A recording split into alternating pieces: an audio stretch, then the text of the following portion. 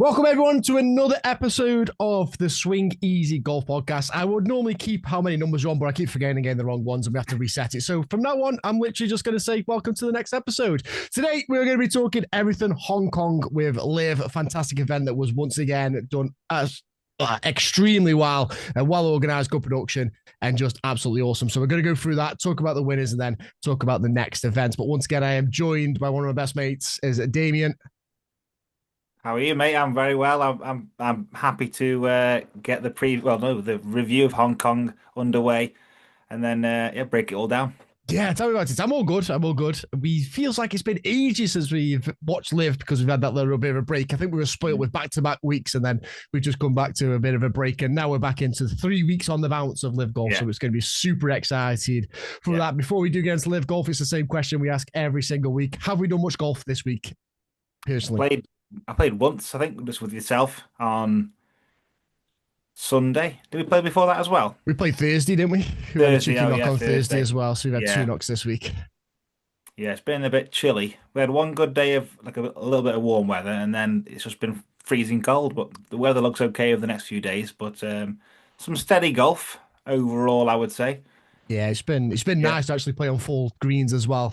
We had yeah, 18 full greens on Sunday us at our golf club, so we were super happy to be on the greens. Some a little bit battered, but some are rolling yeah. super, super nice. So it was a bit of a contrast of different greens, but it's nice to just get on them proper greens and not play that crazy Mickey Mouse golf on the temp greens. So golf is in full flow. I think I've got a lesson coming up either Thursday or next Thursday, so super excited about that. Been working on my swing yet again, getting my back facing my target, helped out really well. I think my greens and reg has like doubled considering that I've been Yeah, doing for that. I've been sure. striking the ball pretty well. So as long as I Yeah. can work on them tee shots and then the greens when they're all in good condition, I think I'll be there. I think I'll be there. I actually put myself in for the majors this year at my golf club. I've never really done Nice. that. So first year getting into the majors, a little bit nervous, playing match play on my own. I normally play with a partner, but this time I'll be going on my own and I'm going to win it. Simple as that.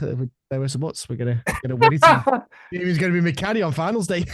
Mate, I absolutely will. Yeah, I'll be well up for that. A great one. It's I'll be at great. every one of your games. I don't mind carrying your bag around. That'd be a right laugh. Yeah, so that's a bit of fun excitement that's going to be coming into. Well, we'll be talking about that on the podcast probably. Whenever I play a match, I'll definitely inform everyone how I've got on, and hopefully we'll be coming back with wins. If not, the other guy cheated. Simple as that. That's the only way. Yeah, But Hong Kong, how do we find Hong Kong? How do we enjoy LIV Hong Kong? yeah, I really enjoyed it. I think the course plays very different to Adelaide. It was a lot. It seemed very tight, but short in a way. It was like there was the odd big par four, but it just seemed every shot was in danger all the time, and it was like the good iron players seemed to have got round really, really well. Like it didn't seem to benefit big hitters. Like say, Burmester did okay, but second the drive goes, it's like round over. But overall, I really enjoyed it. It's a lovely, lovely course. It was somewhere where I'd love to go and play. Yeah, It just definitely. looks. There was like five different types of grass, is what they were saying on the broadcast, which is wild. We've just got grass here, it Yeah, seems. yeah, just grass. Yeah, so yeah, it would be somewhere on the bucket list to play for sure. Absolutely. And like you said there, it did seem like narrow, troublesome trees down Mm. left, right. If you hit one shot, bad. And I think I've got to hold my hands up as well, saying Harold Von der third, it was going to be in the relegation. I didn't know he had them minerals in him. I'll shut up next time. You And might have watched the podcast. yeah, you might have done. Harold, if you do, pop on. I'll give Yeah, you a formal apology on purpose and yeah, hold my hands up. yeah. And Ballester didn't really have a good game neither. So if anyone's a betting person out there, whatever I say, just do the opposite and you might win some money off me because Yeah. I clearly don't know what I'm talking about. Damien, on the other hand, picks Jon Rahm every week, so he knew what he was on about. Apart from I didn't pick him this week, did I? No, you weren't allowed, but you would No, have I picked wasn't Jon Rahm, wouldn't allowed. you? You would have picked him. I would have done, I know you would 100%. have. Pick him every week. I know. But no, I think I think that, like you said, the whole event was so good, and then it was nice to see some different players up there Mhm. mixing it with the best. So yeah, overall fantastic. It's a bit weird as well for me. I was watching it and I was like, is karma a real thing? like Jon Rahm just got everyone over to play, got out of his way to get this like playing, and then he was rewarded with like his victory at the end in so long. Like, say he didn't win at all last year, but still won the overall. But like, it was just a relief, and like, karma happens to people. It's good karma, that is. What he did to the LIV helped him out, helped the boys out. And his reward was just absolute brilliant golf and picking that trophy up at the end of the 4 rounds, which was fantastic for me. And I managed to only watch the highlights because it was on so early in the morning. Yeah. So I only got to see, I didn't really see the broadcast set for round 4. But once again, broadcast for me was fantastic. The display and the product that they are producing out right now is leaps and bounds. Just off last year, never mind back when they first started, just on last year, it just gets better and better and better every single event that's going on.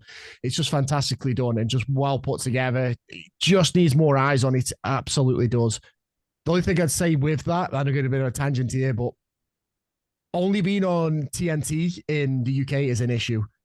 Yeah. This, in my eyes, this product needs to be shown to more people before someone will buy a TNT subscription for LIV Golf. And then after that, it needs to be shown like somewhere else. If it's on at 5 in the morning, it needs to be shown at 3 in the afternoon, a replay or a condensed, where it's still the show, but you get to see some more, so you can watch it. In my eyes, the only thing I would say, I have to go on like YouTube and then go to Fox Sports and then watch their 1 hour and a half full highlight package. Just needs a little bit more coverage in the UK for my eyes than what they've got. And if they can do that, it'll be fantastic. Yeah, I feel like the product is there and it's the best it's ever been. Absolutely. But people in the UK don't know that fully yet, I feel like, and they've just jumped the gun straight to TNT. It's a great deal. Like, it's massive. Absolutely. It's massive. Like people, we pay for Champions League football on TNT, but then the average golf fan isn't still fully into the LIV Golf ecosystem yet. So, like you said there, a few more eyes would help. Absolutely. It's tough. It's tough unless they got a deal with Sky Sports, which I just don't think will ever happen because they got the PGA and the DP. PGA and DP, haven't they? Yeah, so. Yeah. It's like I say, like, just because of how good the product is, it's so good to watch, and it's an easy watch. It really is. I'm always entertained whenever I put LIV on, just because, like you say, the quick pace of like shot. Literally, well, there will be on TNT, there'll be adverts, but like when you watch everywhere else, there's no adverts, and it's just shots, information about what's going on, information about the course, information, shots, and that just makes it such an easier watch instead of watching 4 people tee off and you're waiting 30 minutes till the next team tee off, and then it's just adverts after adverts after adverts. So I think it's a super cool thing that they're doing with it. I just need that little bit more exposure for them, and then I think it'll pop off. I really do. Yeah, like you said there about the viewing experience. A lot of comments you see in the LIV comments talking about how they want to see the final group. You see on the DP World Tour and PGA, they want the last few groups tee off last, and they can watch them coming down the home straight. But it happens on LIV anyway. That the top 6 players tee off from the first with a 15-minute interval. So the people in the top 6 are more likely going to win the event, and they will be coming down 18th at the end. Yeah. So you still get that same experience, but over 5 hours, not 10. Yeah, and you literally get to see every single player. If you sit, like you say, if you sit at the 10th hole, you're going to see every single player on the loop around. So you're, like you say, you're only sitting there for 5 hours, not 10 hours. Yeah. So it's just like ideal for people to just experience good golf being played throughout, and not have this like day of, I've got to turn up at 7 o'clock in the morning and I've got waiting this spot till 3 o'clock to see Rory McIlroy hit a ball and stuff like that. So I think what they're doing is still absolutely phenomenal. And the fact that we still have to have this conversation about it so many years down the line of LIV, like people need to be aware that it's there, and just how easy it is to watch this, and just fun that it is to watch it. It's still competitive golf. We have the ranking points. We know that now. So it's still 4 rounds of professional golf, which is a tournament, and it's still a high standard of golf being played, no matter who, where, or what they're doing. And it's going, like you say, all around the world. It's not just the America. Obviously, I know that they tried to get the PGA tried to get the US, the Australia tour event over there. We've already had that with LIV. LIV is already established in Australia. You go watch over Australia. There's thousands of fans trying to get tickets. It happens. It'll be happening in any of the Asian tours when they're over there. What that has done to Asian golf as well is just spiraled, especially with the international series as well. Yeah. It's getting more and more people of different nations and cultures just get into golf. And I don't think the PGA was doing that, whereas LIV is doing that. Yeah, like the same PJ Tour steal 10 players every year from the DP World Tour, which was formerly the European Tour. So the DP Tour is just the quality every year technically getting worse because every year they're losing the best 10 players. Yeah, absolutely. It's a little bit crazy. Yeah, it's pretty cool for those players to get promoted there, but it just shows the DP World Tour now is not on par. It's basically a feeder tour to the PGA Tour, and it's becoming a bit of a problem. Yeah, absolutely is. Absolutely Yeah. is. But I do feel like I just got on a tangent there. I don't know how that's just happened, but you know, when you just There was some passion there, mate. I there enjoyed was, that. There was. I'd love it. I'd love it if people watch LIV Golf. Yeah. Well, yeah, let's go back to Hong Kong. Let's go back to Hong Kong. Once again, I'm going to speak out about Four Aces as well. Nice to see them back at the top as well on the teams event. AK, the Magic Man. Mate, it's been incredible. What an absolute team. Gets on Four Aces, wins his first event, wins the team event. Yeah. And that must feel nice for AK. Yeah. Because he hasn't been part of a team. He's always been his solo. He's always been a wild card. Gets in a team, second event, wins with a team. What a feeling, man. What a feeling. Yeah. And on the final day, they partnered together DJ with Anthony Kim. And you could see when AK dropped a putt for birdie, DJ was straight over, quick high five, well done. Because again, it's they're playing for more than themselves. And it's always been a bit of a question if they care enough about the team. And you see little glimpses where actually these players, they are wanting to still perform. And you saw it with AK and DJ, like they were hyping each other up for their putts and shots, and they wanted to win it. And the interview with DJ after, he was absolutely buzzing for the team win. And again, he's not a man of many words, DJ, but he was thrilled. Yeah, and it was great to see that, and that's what you want to see from him. I know like I shouldn't really be negative, but I'm not really the biggest fan of the team event.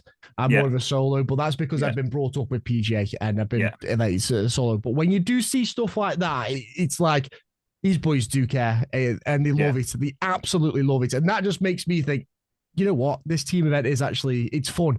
And it's just part of LIV, and that's why it's interesting because you see the likes of, and I think one of the commentators said it. If you're 8 shots back on like the final round, you're just gonna just get me over to the 18th. Actually, you got to think about every single shot because if your team's still in it at the top of the table, birdies count. Birdies help. Birdies mean things, and then obviously bogeys mean worse. So you got to try and maintain that good golf all the way through, focusing, concentrating, making sure that you're not the one laying your team down. Because honestly, and I'll from personal experience, which is nothing like LIV, but like if I let my team down on the golf course, I feel worse than me losing a match if I played on my own. Yeah. Because I've let other people down that are my mates and who I want to win. But if I let myself down, I'm just like, right, go think about it, rethink about that, and we just move on. But to let like teammates down is, man, it's hard. Absolutely, it's hard. Yeah, I bet. They also raised the prize money on the team side as well to kind of push that a little bit.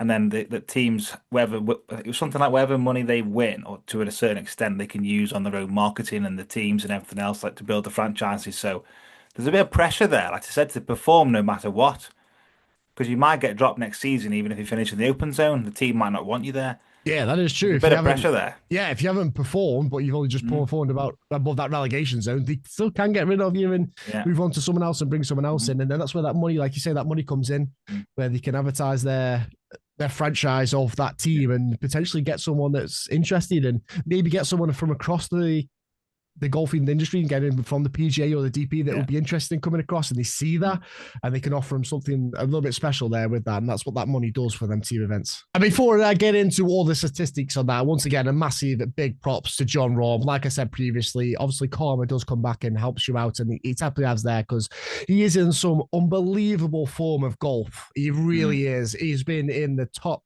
5 God knows how many times, and he's been second so many times as well. So it's finally nice to see him get over that hurdle and getting that win for him. And I know you're a massive, massive Jon Rahm fan, so how are you feeling for him?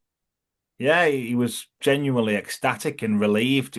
He said it was one of his most like relieving wins of his career. It was just an unbelievable feeling, and I think his form going into majors, we'll see it over the next few events, but I think in the majors coming up, Masters is the first one coming around the corner. He would be a bit of a favourite in my opinion going into it. Last year he had his ups and downs, but I feel like his game's trending. He looked calm on the course the whole time. He just looked like, right, I'm going to turn up, win, and just that's it. He seemed to complain a lot less. He seemed a lot more focused. And again, you actually called this on the last podcast, saying that the crowd would be a lot quieter, a lot more Yeah. respectful, and Rahm will end up just being in his own little zone. And you kind of like weirdly predicted him to win. It's all come true. But yeah, he's been incredible, and I hope he can keep pushing. Again, that win's taking his ranking up about 20 spots or something, is what I've read. Nice. So That's great. yeah, so yeah, phenomenal. And then Dietrich coming second. He's gone flying up the rankings as well. He's a player to look out for, Dietrich. He really is. He really, really is. He is an absolute just ball striker. Yeah. He's just quality to see. Like watching him play, he's just so smooth and so like collected. Everything he does and stuff like that. He's great. What an addition to LIV Golf he's been. Yeah. One of my favorite players for sure. Yeah, definitely really excited to see what he can do at other courses as well. And like you say with Jon Rahm there, I saw him like laughing with his caddy on the last round. I can't remember last time I saw him having a laughing joke. His caddy dropped something and he was like, and I've just dropped everything. And Jon Rahm just laughed and carried on walking down to the neck like the hole. I was like, this is the Jon Rahm we like to see. This is what we see. This is where he's in his cruise control. This is a scary Jon Rahm. When he's laughing, he's relaxed and he's locked in, and it proved the point because he was phenomenal, and he fully deserved that win. 4 unbelievable, great rounds. I'm talking about his rounds. He went -4, -4, -8, -5, -6, 23 under. Wow! Round that course is crazy, absolutely crazy. And there was some good fist pumps near the end as well. He could tell it was just like it really did mean something for him, and you could see the relief on his face going down 17 and 18. He knew it was in the bag and he was just invincible. Yeah, it was brilliant. Absolutely brilliant to see. Here's with Jon Rahm. Statistically, he tied 33rd with fairways in regulation as well. So he was pretty far down the list with greens in with fairways in regulation. He hit 39 out of the 56, 69%. Wow. Yeah, so it's quite interesting to see just how sporadic he was off the tees. Now he was hitting a lot of that fade, that power fade that he has. He was hitting. I was noticing he was doing a lot of that, which he normally has under control. But a few of them were just drifting away a little bit for him. But he did absolutely smash it when it comes to greens in regulation. Though he hit 60 out of the 72, so he only missed 12. That was an 83% greens in regulation. That is where he made up for it. So pretty much what that tells me is, one, he's really good at getting out of trouble, and two, when he was off the fairway, it was just like rolling into just the short stuff of the fairway, at the rough, like, or the first cut, which they don't class as a fairway. So it wasn't like he was sporadically all over the place. He was just like, he was getting into the first cut or just into the rough there, which was quite interesting to tell me there as well with that. I was really, really shocked by that. 114 putts for the whole events as well. So he was averaging a 1.5 putts per hole, which is not bad. Yeah, which is in my eyes is still mad. The fact that like these boys get less than 2 per hole is just bonkers. Just blows my mind. So, just going off your fairways percentage, I thought this was quite an interesting one from me. Young Kan Song, top number 1 finding the fairways. 51 out of 56 fairways he found. 91% fairways found. Incredible. Now you think that is pretty good. Yeah. He was tied 16 greens in regulation. So he hit 57 out of 72 greens. That's a 79%. You're thinking, that's pretty good. That's pretty good. His putting was tied 50th. So he was literally 5 off bottom. And he was averaging a 1.69 putts per hole. Now, when you look, you look at it, you think, that sounds like he did all right. Tied 31st. Sometimes I look at these statistics and I'm like, how has this happened? So, first round, 7 under. Unbelievable round. Second round, +2. Third Wow. round, even. And then on the final round, he got a -4. So he finished 9 under. But with them stats, you just expect him to be up there. He should just be like, in my eyes, top 10 with like stats like that. You're always on Yeah, the it's like ruining fairway. my brain. It doesn't make any sense at all. Yeah, I'll be very interested to see his par threes. I don't know if that will let him down, Mm. but it was really interesting to see just like what was going on there. So I've got his round 2 up, where he went 2 over par. Mm-hmm. He bogeyed a par 3. He bogeyed a par 4. Bogeyed another par 4, and then birdied a par 5. So he got 3 bogeys, 1 birdie, the rest were pars. Which is like, how has he got them stats and then done that on that round? Yeah, it doesn't sound right, does it? No, it's just like, how has he done that? But that is absolutely bonkers to me. Blew me away. Blew me absolutely He's just away. not made the greens count with his putting for sure. He must have missed a lot of putts. Yeah, absolutely. Weird though, like the stats are unbelievable. Yeah, it's great to see. It is great to see. D Brewmaster finished tied 3rd for fairways found. Now that is a shocking one for me because he's normally all over the place. He's normally sporadic and just all over the place. He hit 46 out of 56, giving him an 82% of his fairways, which I thought was absolutely brilliant. He then finished tied 6th for greens in regulation. He hit 59 out of the 72, which I thought was another fantastic one for him. You look at his, like you say, you look at his stats and it's pretty good. Tied 25th for putts, though, 117. It was a 1.63 per hole. So he was just a little bit too high on there for him. But he obviously finishing in 7th with a -15 under for the 3 rounds. He had a very, very bad round 4 where he only managed to finish even par with only 1 bogey and 1 birdie. That's all he had. The rest Yeah, he just couldn't drop a single putt, and it just seems to be killing people's rounds. It's like a 0.1 difference between like 5 shots. It's nuts. It's absolutely crazy. Shout out to Matthew Wolf as well. I don't feel like we spoke much about him with the most unique swing in golf right now, I would like to say, but finished 5th in the tournament. I thought that was a fantastic finish for him.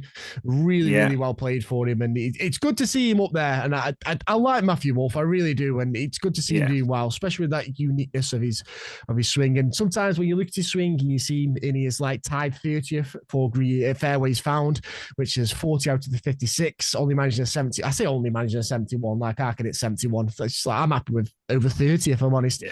He was tied 6th though with greens in regulation. He hits 59 out of the 72. So that's probably where he made up for most of his shots, but he did fantastically well. Once again, it's the same as Dean Brewmaster, 117 putts for the whole tournament. So he managed a 1.63 over the overall event. He would have been up there as well. He got 2 double bogeys back to back. It's like, that's literally killed him. Someone said that. I was watching the commentators. They're like, it's not bad when you got 2 double bogeys and you still finish around under par. Because he went -5, -6, -1, -5. And I'm guessing it was the 3rd round where on the 10th and 11th where he was 6 and 6 on the 2 par 4s. But imagine him 4 shots better off. Well, yeah, 4 shots better off puts him 2nd. Yeah. Puts him 2 shots behind Jon Rahm. Wow. I think he'd have the momentum as well because he wouldn't have had the 2 bogeys, the 2 double bogeys, which would have pushed him on, which I thought was absolutely unbelievable from him. So big shout out. Playing well. Yeah, it is. Big shout out to Matthew Wolf. If we go down to the bottom of the table as well, Sam Horsfield, man. We said this, didn't we, in the relegation? Ones that we were looking at. Not been playing well. Not been playing well. No, it's sad. I think he started phenomenally well. Like the first kind of 6, 7 holes, he was up there. Then all of a sudden, we never saw him again. Yeah, it was weird. Well, actually, first round, he went on the 4th, 5th, and 6th. He went double bogey, bogey, bogey. But he started on the 11th, remember, because it's shotgun start. So he started on the 11th and went birdie, birdie, par, birdie, birdie. So he went 4 under. And then that was it then. Then he hit the double bogey, bogey, bogey, birdie, and then he finished just 1 under. And then he went 1 under on the 2nd round, 3 over on the 3rd round, which he had, in my eyes, what would be a stinker And he actually the only player in the whole of the tournament to finish over par. It was one over for the whole event to finish 57th, which is a little bit bad for my liking. Yeah. I feel like again we mentioned Laurie Cantor last week. I feel like he had a kind of a good start if I remember rightly, and I thought here we go, here's his time to shine. Because like I said, on the DP World Tour he was absolutely flying. Yeah. He had a PGA Tour card and he Mm. and he chose to go to Live instead. And you're thinking, right, he's won on the DP World Tour. He's going to turn up here and he's going to be in the top 10. That was kind of Yeah. my underdog prediction at the start, like he would do well, and he's struggling. So I don't know if it's pressure or what, but I hope he can turn it around. Yeah, it's interesting. He finished 31st, Laurie Mm. Cantor. He was tied with a lot of people. When I say 31st, there was about 10 players that were 31st. There was a Oh, lot of okay. players. So he finished 31st, 9 under. Okay. He went -5 first round. Yeah. -5, -3, had a bad third round, went 2 over. He only managed to get two birdies. He got 4 bogeys, and then he Wow. only got 2 birdies. So that was what that one laying down. But then he finished strong on day 4 with 3 under. But yeah, just not that good. Not No. that good. Neiman, I'm not even against Neiman. Went 2 over last day by -8. Finished 41st. Yeah. 41st. Neiman either wins or finishes down below. They mentioned that on the podcast, didn't they? Did they? They're not on the podcast, on the broadcast. Yeah, Oh, they did said they? Yeah. Neiman's either winning or he just isn't Yeah. there. It's nuts, man. It's nuts. Ballester, I'm just going to skip that one. We'll move on from that one. Flipping heck. Well, that one wrong, didn't I? What I meant to say is I think Harold Varner the third will be up there and Joseph Ballester might get relegated. That's what I Yeah. meant. I just got them Yeah. mixed up. Pressure the podcast, you know what I mean? Yeah, Harold Varner, man. He was so good. He was He so good. was. He was. He played really well, and I can't think with him. He was absolutely fantastic. So fair play to him. Good play. And yeah, he's doing well on Smash. I think Smash came second as well, didn't they, in the team? Oh, So did they? Smash came Wow. second. I'm pretty sure they did. Yeah, so it was 4 Wow. races won with -58. Smash came second with -52, and Legion came third with -51, which was Wow. interesting from it. Yeah, Yeah. very, very, very interesting.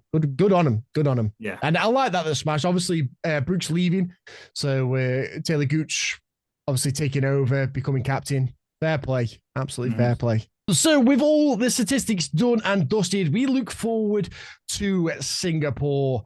Now, if I remember correctly, last year, our man Neiman won it, the hero, my man, my boy, hero. And the Fireballs won the team event. It's going to be another tricky course. I feel like it's another narrow course. I do like these Asian courses. I think they look fantastic and they look beautiful. Just having like the visualization of the course looks fantastic. I really do like them. Who have you got for this one? Don't say Jon Rahm. Yeah, I'm not allowed to say Rahm anymore. Yeah, so whenever we ask Damien now, his choice is Jon Rahm. He's just not allowed to say it, so he has to predict the second winner. Second. If I could, someone who I really want to win, I mean, Dietrich for sure. Yes. He's just Yeah. come second. He's phenomenal. His swing's fundamentally sound. He is phenomenal. I'd like to see Dietrich win, but I wouldn't be surprised if we got someone absolutely random, just out of the blue, or someone like Pooj. Who are you thinking? Pooj is a good shout. I don't actually know. I would like to see someone, like you say, someone different. Yeah. I don't know why Paul Casey's screaming to me for this one. Yeah. I don't know why. I just think if he gets his head down, steady on. I think he finished 14th this event in Hong Kong, so that's not too bad. Managed to get 13 under it was, 6 under on the third round as well. So I feel like Casey, I think Crushers are going to run with it now. They kind of need to like redo themselves and rethink. So I think a charge from Casey might be what they need then. I just like Paul Casey. I don't know why. I just feel like I just feel like he's got a win in him. And I think Singapore is going to be the one for him. So none of us have mentioned Neiman for the win. I feel like I can't go Neiman now because you can't go Jon Rahm. I can't go Neiman. But Neiman's, I feel like he's just been really quiet. He doesn't look like his usual self. He's no few mistakes settling in. Looks like he's changed his swing slightly. Get his old caddy back. Yeah, he was a different level with that caddy, and then he changed it, and then it was like, I just wanted to get his old caddy back because that partnership was brilliant. They would just work together. So I think that's probably could be a bit of a thing in that. I don't know, but I don't know. Are you going for teams? It's hard now to go against the four aces but I want Torquay to do it. Yeah, I like Torquay do it. I enjoy Yeah. Torquay, but like I say, four aces are going to be there. I thought this with being Hong Kong that they'd struggle, and they just shut me up. But yeah, four aces look good. They really do look good. But I don't want to go four aces because it's four aces. and, and not that I've got a problem with four aces, just when four aces were winning everything, I was like, this is like the old Man United. They're just winning everything when they had that team. But obviously, I love DJ, I love AK, so I do like the four aces. They are super cool if they win, fair play. But I think I'm going to go Crushers. I really do. Right. If I'm getting Casey, I'm going to go Crushers for this one, and I think they're going to take this one away. See, my hot take at the beginning of the season, I've not said this to you, is I think the Crushers won't win a single team event this season. Wow. Okay. That is my hot take. I just don't think they will. That is interesting. I know. It was a comment on a post, and someone put, "What's your hot take for the beginning of the season?" And I just put it on saying Crushers won't win. Caused a bit of a stir, but nothing against the Crushers. I love everyone on there, but they just don't seem the same. No, maybe it's a time for a little mix it up. I'd love to be proven wrong. I don't know if I don't think you are. I think you'd be happy with that. Yeah, maybe. Well, yeah, that's an interesting one. That is a hot take as well. That's a very good hot take, and it'll be interesting to see. Now, yeah, that's done me. That has. I'm like, whoa, okay, yeah, but it's like that. Vaughan and the third I got you with last week, which was completely wrong, but I reckon you might have a chance of being right to this one. Yeah, we'll see, And we'll see. We will see. And again, we haven't mentioned Bryson, have we? No, we haven't, because he's not been the doing anything. hottest man in golf in terms of media, but just not doing anything on the golf course. I think he's got a lot on his plate. Something's going on in his mind that we just don't know what it is. There's something there. Something will be announced soon, I think. He just looks fed up. Yeah. Doesn't want to play 4 rounds of golf. That's what it seems like. No. It's just what it seems like. It's what it seems like. But that is all. We'll see, Yeah, that we'll see. And that's all for next week. So we will be talking everything at Singapore next week once the Singapore event has gone on, and we'll see who the winner is and who the team one is. But guys, thank you very much for listening to the podcast yet again and watching it on YouTube. If you're on YouTube, please like and subscribe. As always, you guys on Spotify, just keep listening. You're awesome. We appreciate every single one of you, and we'll catch you all next week. Much love. Bye-bye. Thank you.